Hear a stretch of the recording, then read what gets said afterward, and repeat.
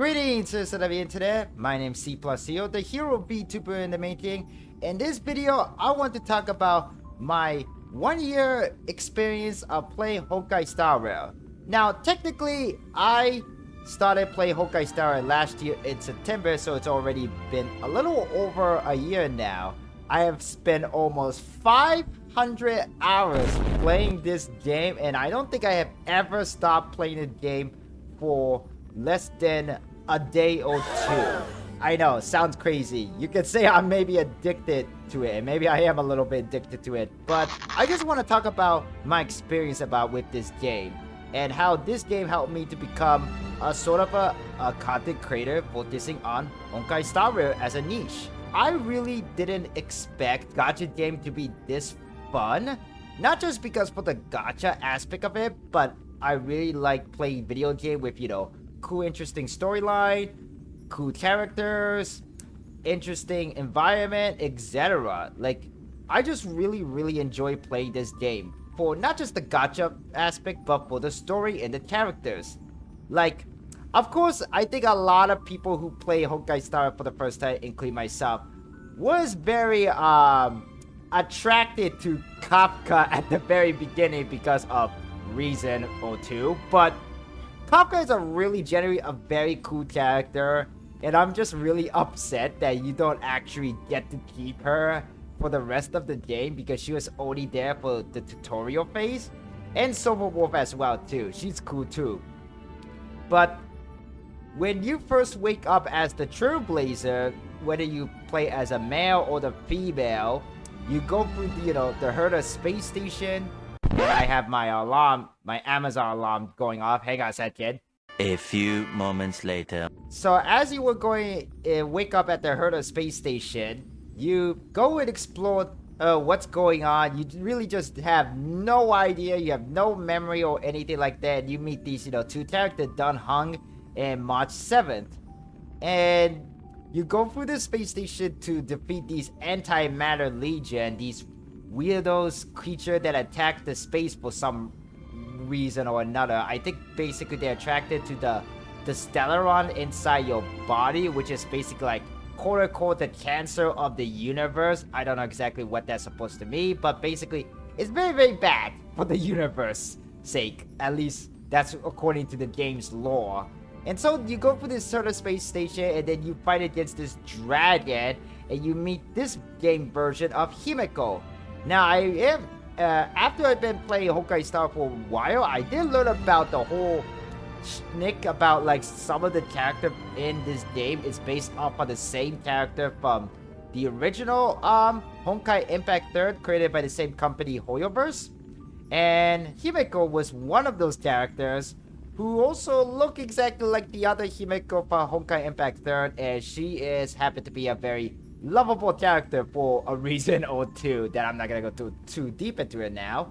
But so you fight against this dragon, and you go on this stellar journey on the Astro Express, basically space train.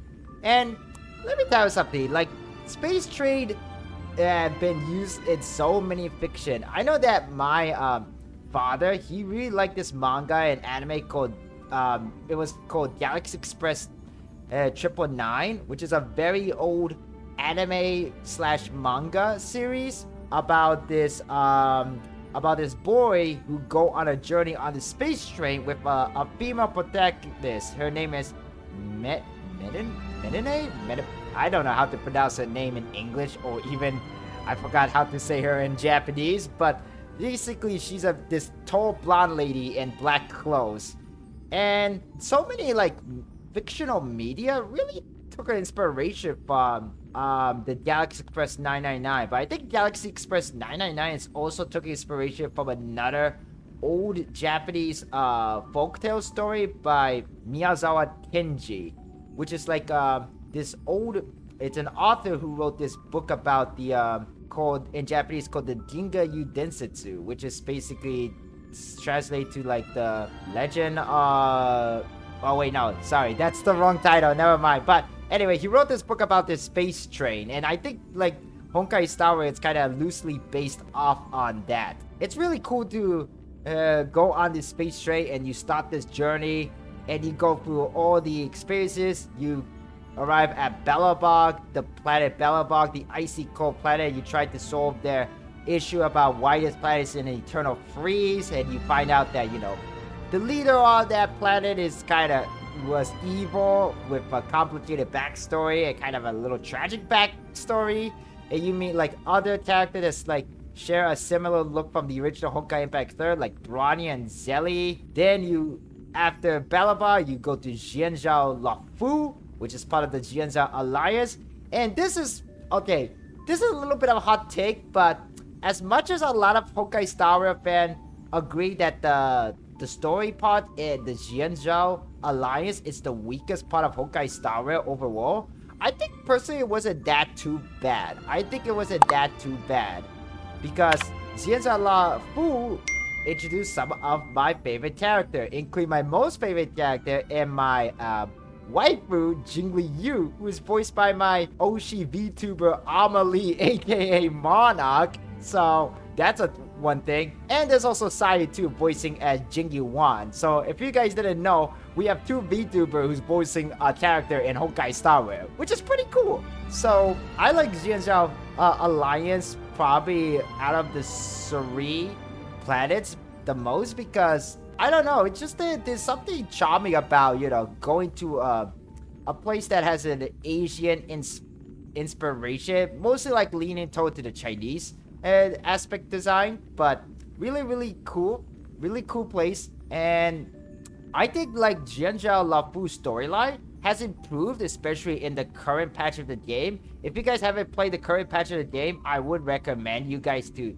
get back into the game and play the current patch, because the storyline in the Lafu for version 2.4 to 2.5, or at least the current one right now, it's really good. It's very good. But after Jianzhao Lafu, that's when we go to Penacony, and Penacony was just a roller coaster of a story. But personally, this is a hot take, but I think the Penacony story was kind of a little too dragged out, because it was mostly a lot of cutscene, a very heavy story, maybe a little too heavy for Honkai Star Rail. But then again, it is a story-driven game, of course, but it was a little too heavy in my personal opinion. And I may have to like rewatch some of the cutscene, to understand what's going on, but the music definitely was good. I think the music in Penacony was like, the soundtracks from Penacony itself were really terrific. I think that was really good. I think my personal favorite is gonna definitely be Robin's Hope is the Things with Feather. I think that one is really good. I really love that song. I also love her what was it? Oh crap, why am I forgetting that song? Well, it's a very like a melancholic, kind of sad, but it's a song that plays, especially if you go to Firefly Secret Hideout. That song particularly, I really like that. That's one of my personal favorite songs and soundtrack from this game. The ending of the story of Penacony, it's really so good. You guys gotta have to like play through the game in order to understand it, but it's really good. And it was so mind-twisting too at the end too. It was like really mind-twisting and very heartwarming. And I'm gonna make a little short video, a separate video after this too, about my little small thought about Penacony, because it's something that I don't think not many like Honkai Star Rail content creators that at least I follow and notice haven't covered or talk about it. Maybe they did during their live stream, just like a side talk, but I want to make a little short video about it. I'll explain it later. But Penacony was really cool. I think it was a really good story. And then in the current patch, we go back to Jianzhao Lafu again, and we see few new characters, and these characters are interesting, although I kind of skipped most of them, and I only proved for like, I think only for the rerun, as well as one new character from the current patch of the game, which is Fei Xiao, because she is such a very foxy lady, no pun intended. But and I really like her. She's really overpowered, almost as overpowered as Acheron, actually, in my opinion. But that's another story to tell. I really enjoy playing this Honkai Star Rail. This game has so many content. I think it really helped me to become, a content creator, and really helped me to be very active, very active in content creation. And maybe it took a little bit more serious about content creation because I'm very, very close to unlocking monetization on my channel here. And I'm really hoping to get monetized by the end of this year. That's kind of like my end of the year goal right now. Oh, I know that we only have like few months left of 2024, which is kind of really crazy how time flies. I only feel like it was like yesterday that we already started 2024. Time really sure flies. And I know that a lot of stuff happened here as well as my in real life stuff too, because I'm going through some stuff. But no matter what happens, no matter what I'm going through, this game and other game as well, but mostly this game itself really keep me on toe and really help me poo-poo stuff, And so I think that's why I play this game, this Honkai Star Rail. It really helps me to get through some stuff that I'm going through. Of course, I'll eventually have to face stuff in real life, but as this game at least helped me to get through some of my darkest time too.